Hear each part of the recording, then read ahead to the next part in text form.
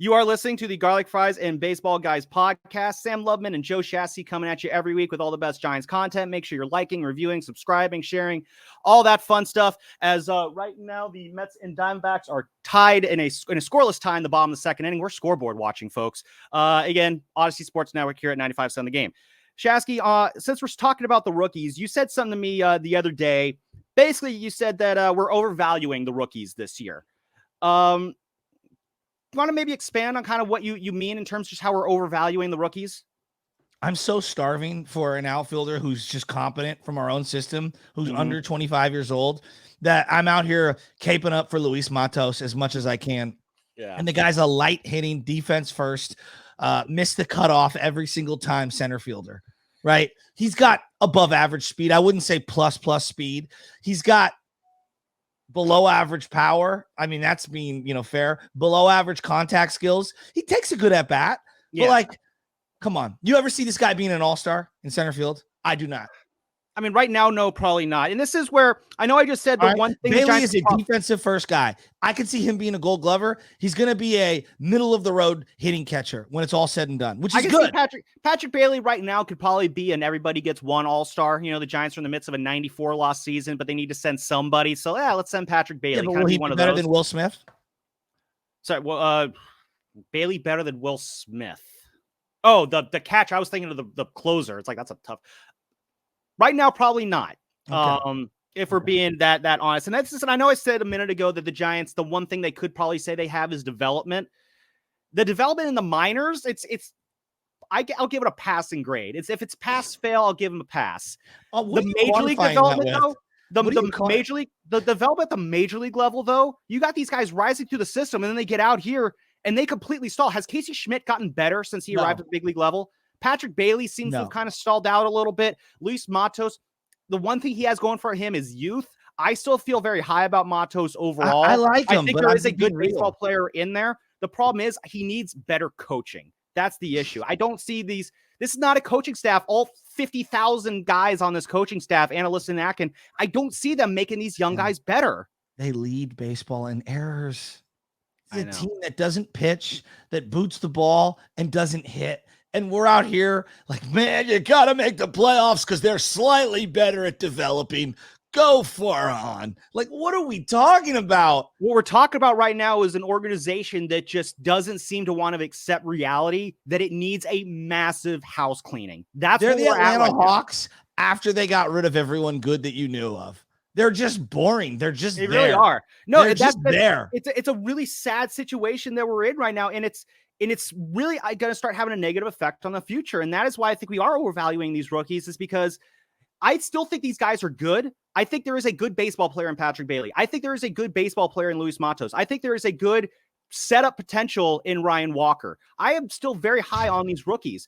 They're being horrifically used. They are being horrifically coached. Like, if you get a real coaching staff and a real general manager in on this team, I think you have tools here. What is that? You have pieces. So Farhan's going to hire a real old school manager. You need the real general manager too. This is why I need a full house cleaning. And this is why if the Giants do just kind of do a half house cleaning, I'm not going to feel better about this team going into 2024. That's the situation the Giants are in right now. Like, I do want to believe in these rookies. I do think that there are good baseball players here, but when they're horrifically utilized, when they are not given consistent roles, when they are yanked because there's a righty coming up and, we can't let Luis Matos face righties. He has plenty of time to face righties. Like, that's why you start to see these guys stall out. And the one thing a month ago that you had going for you was you had a crop of young guys that you could say, well, you know what? Thank God for Patrick Bailey. Remember the unofficial motto of the 2023 season. Thank God for Patrick Bailey.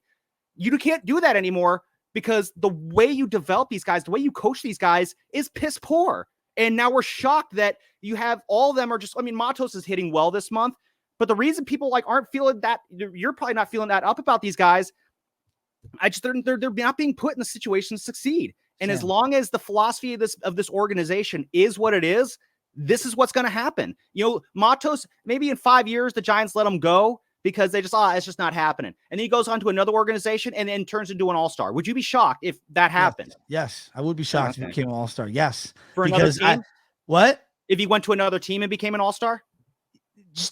him as an all-star anywhere, Giants anywhere. Like, yes, because I'm surprised you out on Matos. Making the all-star games hard. Like, that's the thing I think we have to recognize. Number two, like, it's loaded. So he's going to be better than Corbin Carroll at some point, or Mookie Betts, because those guys are locking up positions in the outfield for the foreseeable future, right? Just that's two guys out of your outfield for all-star games. Just chalk them up for the next 5 years, right? Yeah. So I mean, if there's any hope for these, Sam, this is where I go. You've seen Matos, even Harrison to a degree, and I'm excited for Harrison. Luciano, they're all underwhelming. Luciano's going to be 23 next year. He has had a week worth of at-bats at 23 years old. I mean, is that just because the Giants just aren't giving him the shot that he deserves? I mean, they're locking him up in the minors. That great.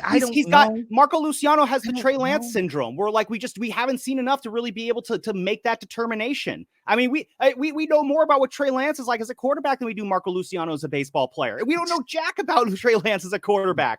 If I took over this organization, I would, honest to God, I would trade everything and anything and gut the entire thing and rip it right down to the studs. We would be off. I'm talking awful. We'd win 40 games like the Royals and the A's are this year, and then I would get one of the top picks and I would rebuild my entire farm system. That's what I would do. I'm always anti-tanking in baseball. I think it's pointless and a waste of time. And I think Giants fans would start in center field it. Right now. Dylan Cruz, who was the number 2 overall pick, would have started in center field today if you're bringing Wade Meckler up today, and he would have had more juice than anyone on the Giants. You see, you mentioned a little while ago that, the Giants are a major market team. Major market teams aren't supposed to have to tank like that. Like, I think it would be an absolute, you'll say this, people are rejecting this brand of Giants baseball. I'll say this, at least they're trying.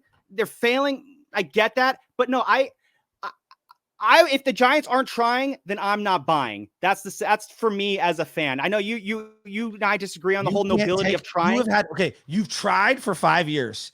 And you've been a loser 5 out of the last 6 years. That's why instead of tanking, I would rather just have someone else come in and have them try. Shasky, this team won 3 World Series championships. They never held a pick higher than Buster Posey at 5 to make that happen. Don't sit there and say you have to tank. No, the Orioles tanked because they have to. There is no other way for the Orioles to get good players. How's that working out? Okay. How many players on the Orioles are going to be there in 6 years?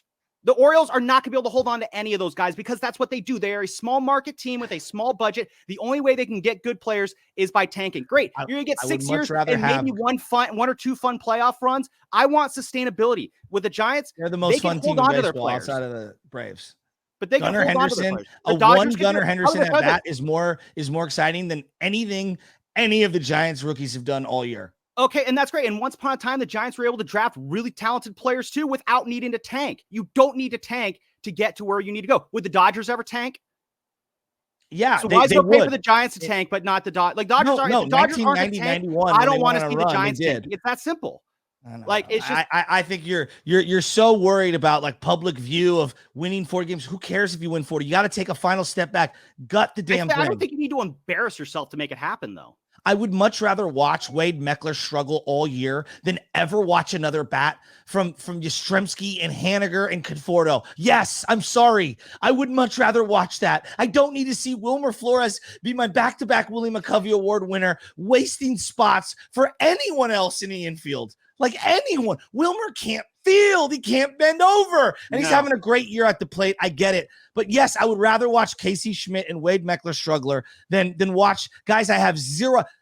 Wilmer, I have zero emotional attachment to, and he's having a great year. And I don't care. I just don't. Yeah. It is the Jeremy Curley season. I would rather see Chip Kelly.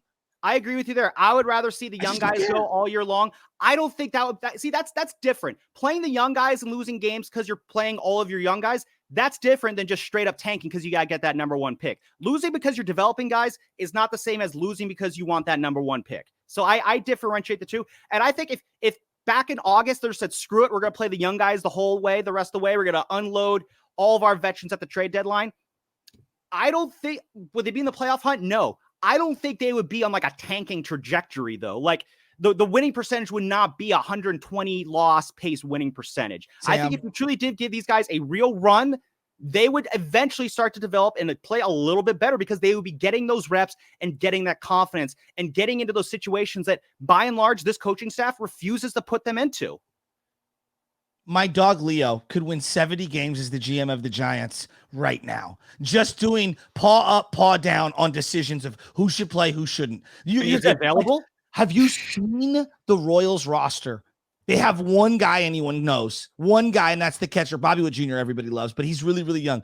Like one guy, and they're going to win 50, 60 games. And everyone will trade the entire Giants farm for Bobby Witt Jr. Everyone would. Everyone would.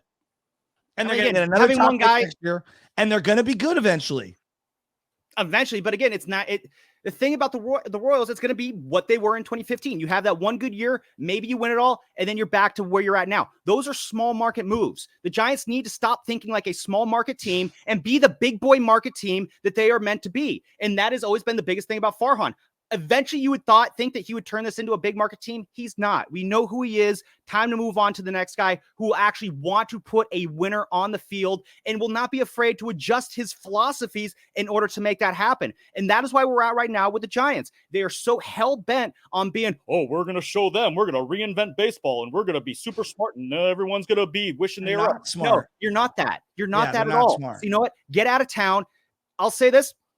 Whoever does take over for Farhan and Gabe, I do think they're going to be inheriting a slightly better situation than what Farhan and Gabe did inherit when they got here.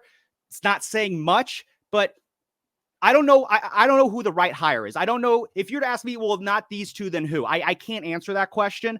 Sure, maybe give me a weekend or two to really hunker down. I'm not going to do that, though. Maybe I can give you an answer. I do believe that if they can get the right people in here, this team is not as far away from getting back to the top of the National League as we maybe might think right now. I know that you're laughing at me right now. Maybe I sound crazy. You make a couple good moves, make a couple good trades. You could turn these things around fast. In 2008, in August of 2008, if I said, hey, in 2.5 years, we're going to be at a World Series parade, you'd look at me like I'm crazy. These things can turn around fast. All you have to do is be able to be smart enough to make the right moves. The first move that the Giants need to be smart enough to make is removing the people in charge right now. It's that simple. Then hopefully bring people in who can actually turn these rookies into good baseball players instead of just letting them fester on the vine like they're doing right now. Fair enough. I just think that all the guys this guy's picking are just overrated. I think we've overrated a lot of these guys. I want them to be good. Sam, I want them to be good. They're not. Oh, I do too. And I do think I think they can still get there. I'm not giving up on all these guys after 1 year. Look. Be realistic with yourself. You've seen Harrison. You've seen him. Now, no one's saying that he can't get better over the next couple of years. Does he look like the number one pitching prospect coming out of the minors as a lefty? Like, honestly, does it look like that? I mean, did Tim Lincecum always look like the number one pitching prospect when he came up? He had ups and downs as well. Take my eyes off him. What are we talking about? His first full season, he was the Cy Young Award winner. Maybe I'm talking about his rookie year. He had his bumps and bruises his rookie year. He had a 4 ERA his rookie year. It happens. Guys, we're talking about guys who are 21, 22, 23 years old. These guys are not lost causes. No, I'm not saying that. I'm not saying that. Yeah, I'm saying that's why this guy was rated the number one left-handed pitching prospect in all of baseball. And look, he's good. He's really good. He's not the number one left-handed pitching prospect in baseball. I'm sorry. Otherwise, I don't need him to be the number one pitching prospect in baseball. I don't need him to be the number one pitching prospect in baseball anymore. What I need him to do is simply get better at pitching at the big league level. And that's not going to happen with this coaching staff. You have got, I see where you're at with overvaluing the rookie. I'm not trying to be a hater. I like him. No. I absolutely agree with what you're saying. Like, they've been overvalued this year. I think it's because of bad coaching. And I think if you get a better coaching staff in here, these guys are still young enough where you can still get great careers out of these guys. Is there a bunch of Hall of Famers there? Probably not. That's unrealistic to even. That's an unrealistic expectation anyway. All-star appearance. Like forget all. Is there a all-star anywhere in the system? I think it's early enough to where you could still probably scrounge some all-stars out of here. It's early enough in their career. You can't write these guys off after a few months of their career, Shasky, especially when they're this young. I'm not. That's not what I'm doing. I know they're still. I guess what I'm trying to say is, despite they're not all going to hit, but despite how bad things are right now, I'm not willing to give up yet on the future of their last of this 2 rookie All-Star class. appearances were from the Bobby Evans era. Logan Webb Yeah. and Camilo Duval. Yeah. Well, again, I still think there's time to turn these rookies Fair around. enough. We'll have to see. And again, it all depends on whether or not the Giants are willing to make the moves that they need to make. So again, they are still in the playoff hunt, and that may or may not matter. So next week we'll talk about a team that a big series against Arizona next week after they go to Colorado here. I think by the time they go to Dodger Stadium next weekend, we'll have a much better beat on whether or not this team will actually make the playoffs or not. Until then, though, this has been Sam Lubman along with Joe Shasky, and we will catch you on the next one.